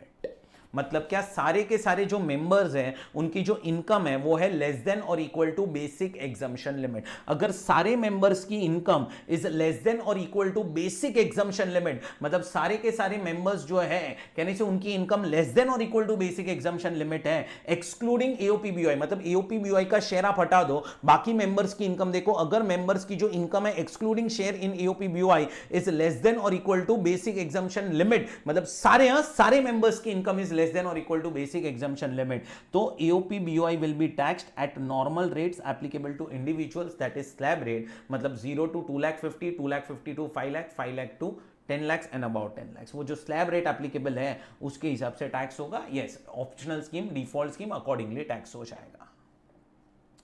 सो यहां पे आपको क्या देखना पड़ेगा, एओपी बीओआई को स्लैब रेट लगेगा कि नहीं वो डिपेंड करेगा कि जो एओपी बीओआई के मेंबर्स है पहले उनकी इनकम कितनी है। एओपी बीओआई के जो मेंबर्स है उनकी पहले इनकम चेक करो excluding share in AOP BOI, अगर वो लेस देन और equal to basic exemption limit है तो फिर आप समझो कि एओपी बीओआई को लग जाएगा स्लैब रेट्स।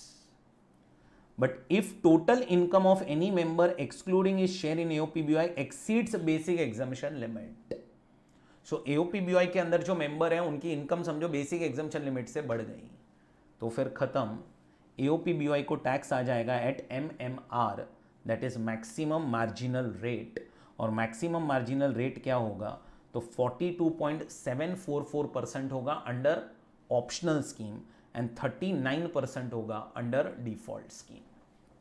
कैसे निकालते हैं हम MMR, तो 30% जो मैक्सिमम रेट लगता है टैक्स इंडिविजुअल को वो लेते हैं basic tax, maximum surcharge NHEC, तो ये हो जाएगा 42.744% एंड नहीं तो 39% अंडर डिफॉल्ट स्कीम, क्योंकि वहाँ पे आपका सरचार्ज मैक्सिमम 25% होता है, तो 30 + 25 + 4। सो अगर AOP BOI ऑप्शनल स्कीम में गए और अगर किसी भी मेंबर की income is more than basic exemption limit तो उनकी सारी इनकम जो है उस पर 42.744 नहीं तो 39% टैक्स लगेगा सारी इनकम पे। एंड अगर समझो मेंबर का जो शेयर था that is not known at the time of formation of AOP BOI, जब AOP BOI बना तब हमें पता ही नहीं था कि मेंबर का शेयर कितना है। समझो 3-4 लोगों ने AOP बनाया और उन्होंने बोला शेयर अपन बाद में डिसाइड कर लेंगे क्या रखना है, अभी पहले अपन बिजनेस स्टार्ट करते हैं। So at the time of formation of AOP BOI shares are not known, then entire income is taxed at MMR, that is either 39% or 42.744%। नीचे एक नोट दी गई है, इफ AOP BOI पे टैक्स एट नॉर्मल रेट, मतलब अगर slab rate applicable हो रहे हैं तो जो स्पेशल रेट वाली इनकम है उस पर आप स्पेशल रेट लगाना, बट अगर AOP BOI को टैक्स हो रहा है एट MMR, सब कुछ MMR पे अगर टैक्स हो रहा है AOP BOI को तो फिर आपको सारी इनकम स्पेशल रेट पे भी MMR ही लगा देना है। फिर नीचे देखो यहाँ पे MMR का मतलब दिया हुआ है, loss of AOPBY shall be carried forward by AOPBY and shall not be allocated to members. Next, ये वाला पॉइंट पढ़ो, shares of the members in AOPBY shall be deemed to be unknown if such shares are indeterminate or unknown at the time of formation of AOPBY. Formation के वक्त ही आपको देखना है कि AOPBY के शेयर्स नोन है कि नॉट नोन है. एंड लास्ट ये पॉइंट पढ़ो, where AOP consist of only companies as its members maximum surcharges 15%. अगर एक AOP में सारे के सारे मेंबर्स कौन है, कंपनी है, तो फिर सरचार्ज का रेट हो जाएगा 15%. सो ये जो दो सेक्शंस थे 40BA एंड 167B, ये AOPBY के पॉइंट ऑफ व्यू से है कि AOPBY को पहला सेक्शन बोलता है इंटरेस्ट एंड रेम्यूनरेशन जो है वो पूरा डिसअलाउ हो जाएगा, और सेकंड सेक्शन बोलता है टैक्स रेट जो है वो या तो स्लैब रेट लगेगा या तो MMR. अब मेंबर्स के बुक्स में आते हैं. मेंबर्स के बुक्स में अब समझो कि अगर AOPBY को टैक्स लग चुका है एट MMR, AOPBY को टैक्स लग चुका है एट MMR, टैक्स लग चुका है एट MMR, तो जो मेंबर का शेयर होगा ना, शेयर, वो क्या हो जाएगा, exempt. So if AOPBY is taxed eight MMR, AOPBY को MMR पे टैक्स आ चुका है, तो मेंबर का शेयर क्या हो जाएगा, एग्जेम्प्ट. बट अगर AOPBY को स्लैब रेट्स लगे, AOPBY को स्लैब रेट्स लगे, तो वो यही केस पॉसिबल है, यहां पे ही आ सकता है. सो अगर AOPBY को क्या लगा है, स्लैब रेट्स लगा है, तो अब आप लोगों को ध्यान से समझना, अब आप लोगों को क्या चेक करना है, इनकम ऑफ AOPBY चेक करनी है कि क्या income of AOPBY is less than basic exemption limit or equal to basic exemption limit के more than basic exemption limit. तुम समझो अगर AOPBY को स्लैब रेट लगा है, तो आप AOPBY की इनकम चेक करो, क्या AOPBY की इनकम इज लेस देन और equal to basic exemption limit.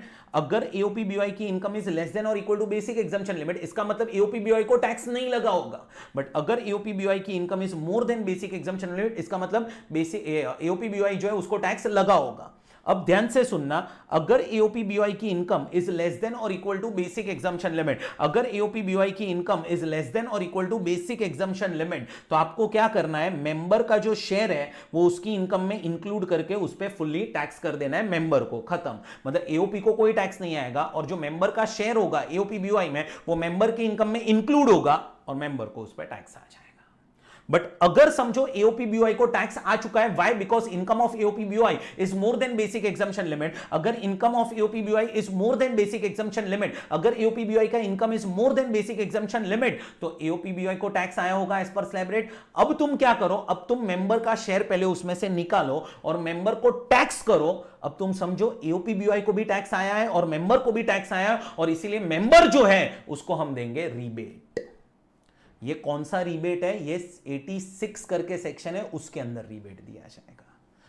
तो share of member shall be included in income and member is eligible to claim rebate under section 86. Rebate आ जाएगा under section 86. अब ये rebate कैसे calculate की जाती है, बराबर से समझना. तो पहले तो calculate total tax payable, member का टोटल टैक्स पेएबल निकाल लो, मेंबर का टोटल टैक्स पेएबल निकाल लो after giving effect of 87A, surcharge, HEC, सब मेंबर का पहले टोटल टैक्स निकाल लो कितना है. अच्छा, तो मेंबर की जो अदर इनकम्स थी वो ले लो, शेयर इन AOPBY ले लो और मेंबर का टोटल टैक्स निकाल लो. अच्छा, AOPBY को टैक्स लगा है at as per slab rate क्योंकि उनकी income is more than basic exemption limit. बस शेयर इनकम आप ले लो, शेयर इनकम अपने इनकम में इंक्लूड कर दो और उस पे टैक्स निकाल लो कितना आ रहा है, और उसमें से रिबेट माइनस कर देना 86 का. 86 का जो रिबेट है वो इसमें से माइनस कर देना और जो बचा वो आपको भरना पड़ेगा. अब क्वेश्चन आता है कि हम 86 का रिबेट कैलकुलेट कैसे करें. तो ये आपका टोटल टैक्स आ चुका है, ये आपका टोटल टैक्स है, तो ये टोटल टैक्स ले लो, डिवाइड बाय टोटल इनकम करो. टोटल टैक्स ले लो, डिवाइड बाय टोटल इनकम करो और मल्टीप्लाई करो share income in AOPBY. AOPBY से जो आपको शेयर मिला था वो इनकम आप लोग यहां पे मल्टीप्लाई करना, इन शॉर्ट प्रोपोर्शनेट करना है. टैक्स पेएबल ले लो बाय मेंबर, मल्टीप्लाई करो share income in AOPBY, divide करो total income of member including share from AOP and BOI. अब क्वेश्चन आता है कि सर ये शेयर इनकम कैसे कैलकुलेट की जाएगी, ये जो शेयर इनकम है इन AOP एंड BOI ये कैसे कैलकुलेट करना है. तो शेयर इनकम देखो किस तरह से कैलकुलेट करना है दोस्तों. तो पहले तो आप टोटल इनकम ले लो, टोटल इनकम ले लो of AOP and BOI. Total income, AOPBY का टोटल इनकम ले लो। अच्छा, इसमें रेम्यूनरेशन, इंटरेस्ट और सब आ चुका है, उसमें से आप लेस कर दो रेम्यूनरेशन एंड इंटरेस्ट, क्योंकि उतना अमाउंट तो हमने ऑलरेडी अलोकेट कर दिया है। देखो, पहले टोटल इनकम ले लो ऑफ एओपीबीवाई, इसमें आपने क्या किया होगा, रेम्यूनरेशन, इंटरेस्ट सब डिसअलाउ कर दिया होगा 40B(a) के हिसाब से। अब उसमें से पहले रेम्यूनरेशन और इंटरेस्ट हटा दो, क्योंकि उतना अमाउंट तो आपने मेंबर्स को ऑलरेडी दे दिया है। जो बैलेंस बचा ना, बैलेंस वो पीएसआर में अलोकेट करो। अब जो बैलेंस अलोकेट हुआ वो और जो इंटरेस्ट एंड रेम्यूनरेशन गया था वो दोनों ऐड कर दो, वो हो गया शेयर ऑफ मेंबर इन एओपीबीवाई। और ये शेयर ले लो, शेयर इनकम ले लो इन एओपीबीवाई और टैक्स पेबल से मल्टीप्लाई करो, डिवाइड बाय करो total income, total income including share income. तो हम क्या कर रहे हैं, प्रोपोर्शनेट यहां पे you can say tax calculate करके उतना हम रिबेट दे रहे हैं। सो ये आपका दोस्तों एओपीबीवाई का एक्सप्लेनेशन था। सो यहां पे आपका ये वीडियो हम एंड करते हैं, सारे प्रोविजंस यहां पे कंप्लीट हो गए। अब हम रिवाइज करना स्टार्ट करते हैं टनेज टैक्सेशन स्कीम। अब पहला ही क्वेश्चन ये आता है कि सर टनेज टैक्सेशन स्कीम क्या है। तो दोस्तों, अगर एक इंडियन कंपनी शिपिंग बिजनेस में एंगेज्ड है तो उनके लिए एक प्रिजम्पटिव टैक्सेशन स्कीम बनाया गया है, जिसको हम बोलते हैं टनेज टैक्सेशन स्कीम। अब दोस्तों, अगर आप याद करोगे तो आपने पहले एक सेक्शंस पढ़े होंगे 172 एंड 44B करके। ये 172 एंड 44B जो है ये एप्लीकेबल है नॉन रेसिडेंट को जो शिपिंग बिजनेस में एंगेज थे। सो नॉन रेसिडेंट जो शिपिंग बिजनेस में एंगेज थे उनके लिए जो प्रिजम्पटिव स्कीम बनाया गया है वो 172 एंड 44B में है। ये जो टनेज टैक्सेशन स्कीम में आपको पढ़ाने जा रहा हूं ये बनाया गया है फॉर इंडियन कंपनीज जो शिपिंग बिजनेस में एंगेज्ड है।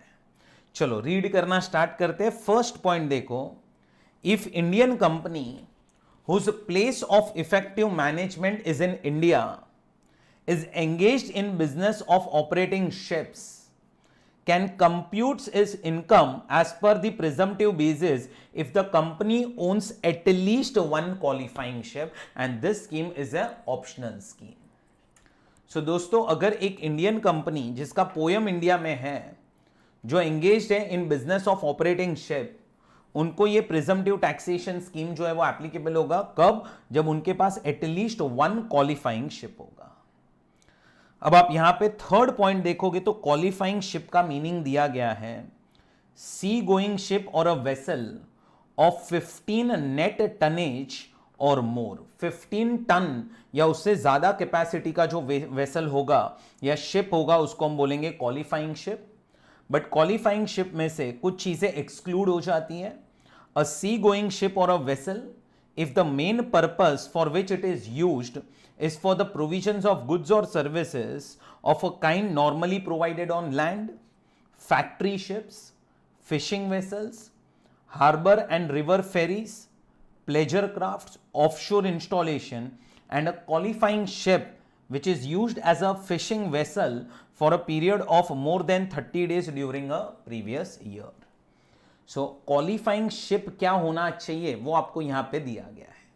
आपके पास एटलीस्ट एक क्वालिफाइंग शिप होने चाहिए, आप इंडियन कंपनी होने चाहिए जिसका पोयम इंडिया में है, और एक क्वालिफाइंग शिप होनी चाहिए। और क्वालिफाइंग शिप जो है उसका मीनिंग आप लोगों को यहां पे दिया गया है।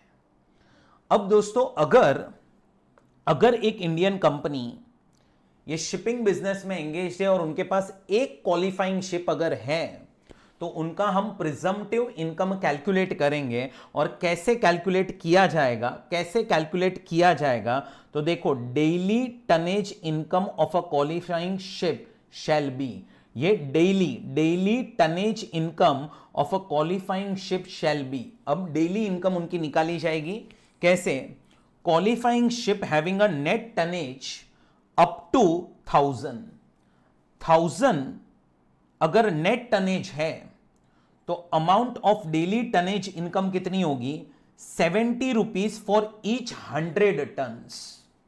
70 rupees for each 100 tons. So अगर net tonnage is up to 1000 तो 70 rupees for each 100 tons is your presumptive income. 70 rupees for 100 tons, मतलब अगर net tonnage is 1000 exact equal to, तो तुम्हें समझ में आ रहा है 700 rupees is your presumptive income, और वो डेली प्रिजम्पटिव इनकम है, daily amount of daily tonnage income, daily हर दिन की इनकम है 700।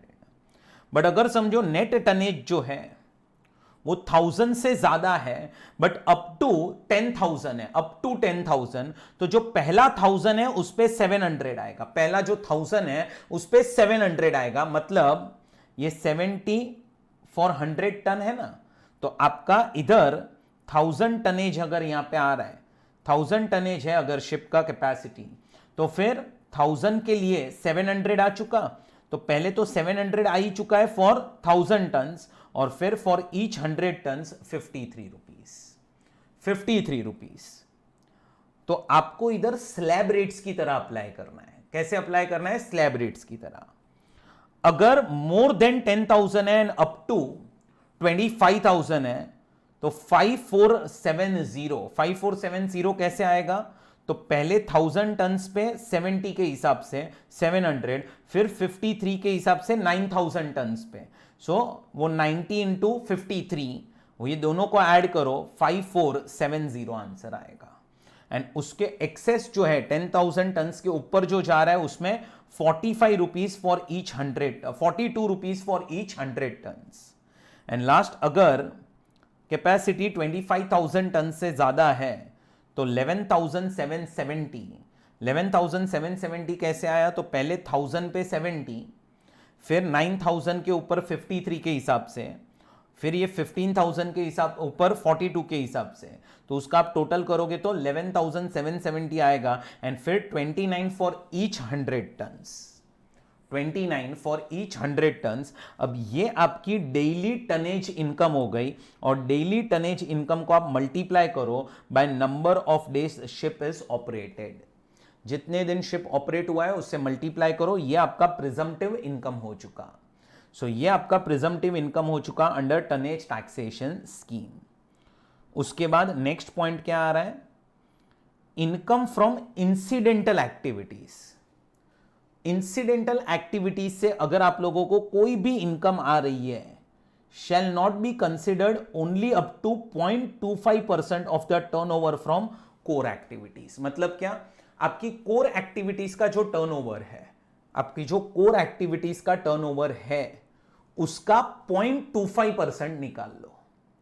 अब आपका इंसिडेंटल इनकम देखो कितना है। अगर इंसिडेंटल इनकम ये 0.25% जितना है या उससे कम है, 0.25% जितना है या उससे कम है, तो आपको इंसिडेंटल इनकम जो है ना वो इग्नोर कर देनी है, उस पर कोई टैक्स नहीं आएगा।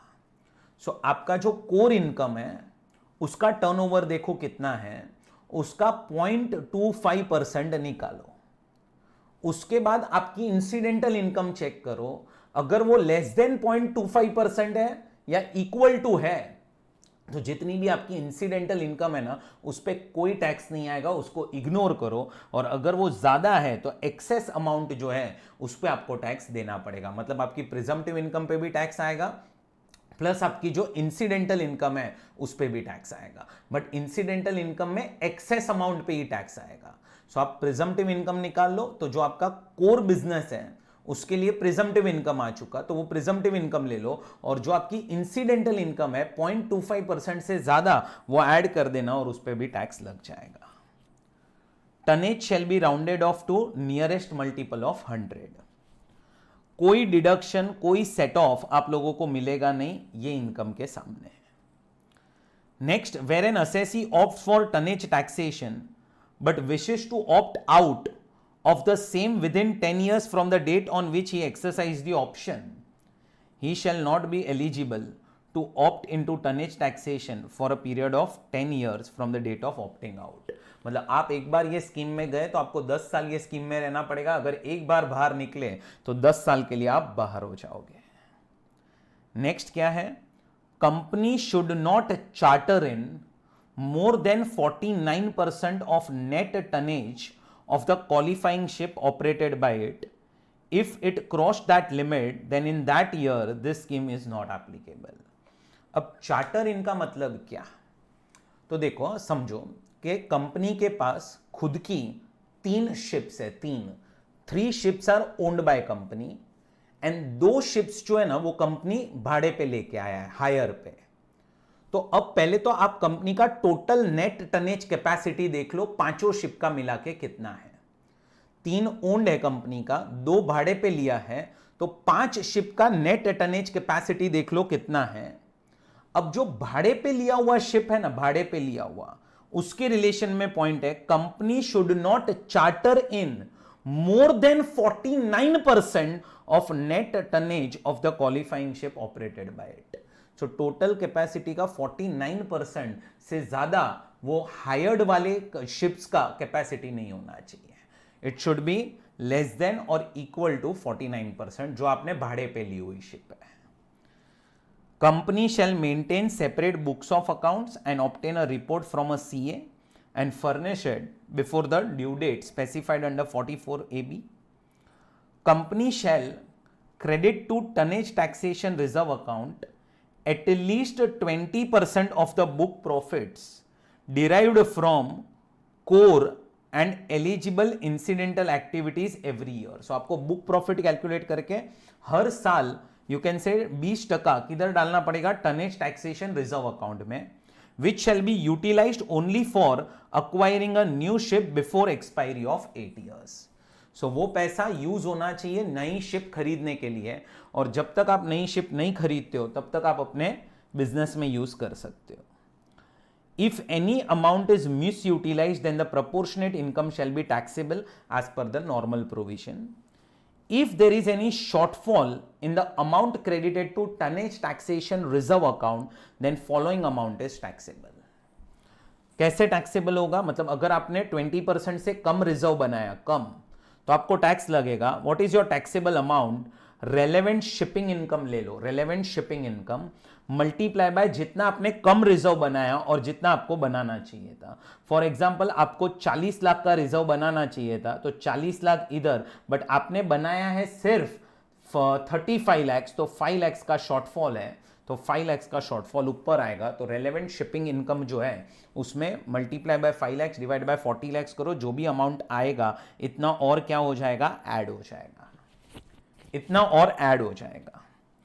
Failure to create reserve account for 2 consecutive previous years will render tonnage scheme invalid from 3rd year.